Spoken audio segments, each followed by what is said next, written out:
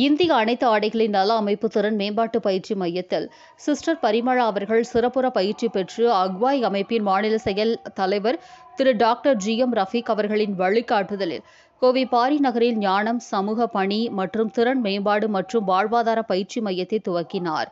இப்பயிற்சி மையத்தை அக்வாய் மாநில செயல் தலைவர் திரு டாக்டர் ஜி.எம். ரஃபீக் அவர்கள் திறந்து வைத்து பெண்கள் வேலைவாய்ப்பை உறுதி செய்யும் விதமாக சிறப்புரையாற்றினார்கள்.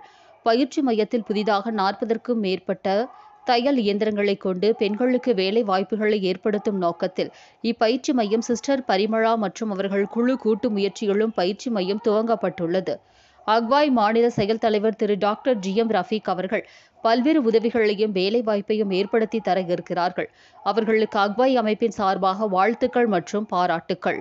மேலும் இப்பயிற்சி மையம் துவங்க உறுதுணையாக இருந்த mother general Clara Vasanthi, society of sisters father Anandakumar, parish priest father Amal, John Bosco Anbu Illam ஆகியோருக்கும் அக்வாய் அமைப்பின் சார்பாக வாழ்த்துக்கள் மற்றும் பாராட்டுக்கள்.